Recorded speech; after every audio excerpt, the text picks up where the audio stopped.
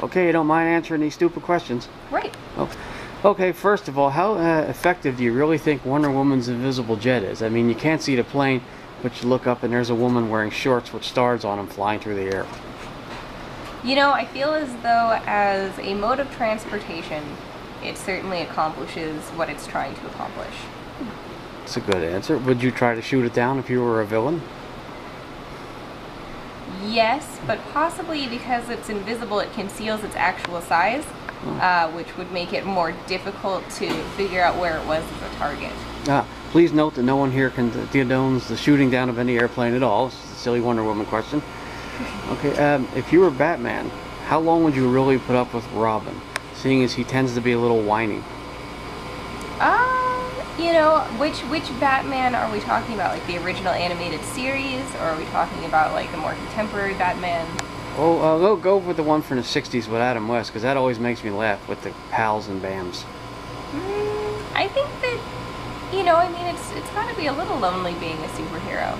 So maybe you learn, it's like Stockholm Syndrome. You're stuck with him, and so maybe you learn to love him a little. Oh, I guess you could do that. Me, I would ditch him and take up with Catwoman and see where that leads. Yeah, but she was pretty definitely a villain though, so I mean that's got to be a conflict of interest. Well, if a villain looks like that, I could probably be turned over to the dark side there or whatnot. Now let's see. Hey, what's the first movie you ever remember seeing, and did you like it? Oh, I loved it. That was easy. Yeah, it was. Did you see it in the theater? I did. It was my first movie theater experience. First movie I remember seeing is Raggedy Ann and Andy, which means I'm old to remember seeing that in the movies. But all I remember is a boat and a dancing camel. That's all you need to remember. Yeah, there probably not much else happened. And if one wanted to be ridiculous, one could say, if the camel's foot went by, camel toe was in the movie. That's terrible. I just made that up now. You ever seen a Star Trek movie in the theater?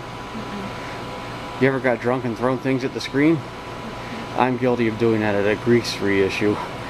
But the whole theater was 12 o'clock at night. Everybody was drunk. Popcorn was flying everywhere. Fair. See, have you had much good business in here today? Today we're pretty slow. Oh, so. Gee, I might buy something just to kickstart the economy. Yeah, well, you know, it's a good place to start. Yes, I guess so. How do you feel about male pattern baldness and its effect on self-esteem of men? I have a friend who's bald, and he seems a little self-conscious about it. I don't know.